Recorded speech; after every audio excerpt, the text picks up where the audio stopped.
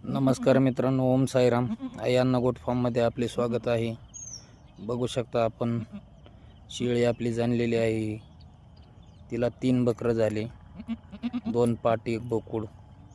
तर अशा पद्धतीने मित्रांनो शेळ्या आता 3 बकरं द्यायला लागलेले आहेत. आपल्या 4 शेळ्यांना 3 झाले, बाकीच्यांना 2 झाले.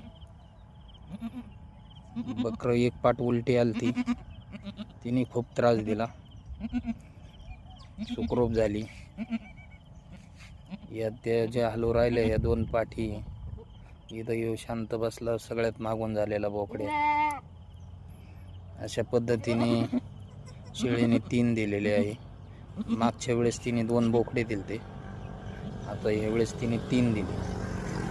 बकरं पण पाहू शकतात, बकरांची क्वालिटी. ठोकळ बकरं दिले मित्रांनो तिने पण.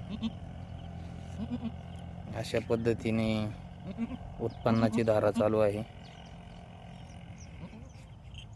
बाकीचे 5 बकरं महिन्याचे झाले, ते रानात सोडले. परत हे 3 ॲड फॅमिली मेंबर घरी आले. आता अजून एक शेळी आज उद्या जणन, तिला 2-3 तर आरामशीरच आहे. तर अशा पद्धतीने मित्रांनो आपली ही उत्पन्नाची धारा चालू आहे. बघू शकता शेळी कशी पिल्लांना चाटती. पूर्ण पिल्ल सुकल्याच्या नंतर पितीन, मग घरी नेऊन सोडायची. शेळ्या पाटाला चरतायत कॅनेलला. शेळ्या गेल्यात पुढं, आई आहे तिकडे.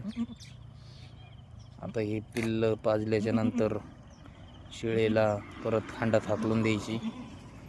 ती संध्याकाळी परत चरून येईन, तर पिल्ल पाजून घरी न्यायची. ओके मित्रांनो, ओम साईराम.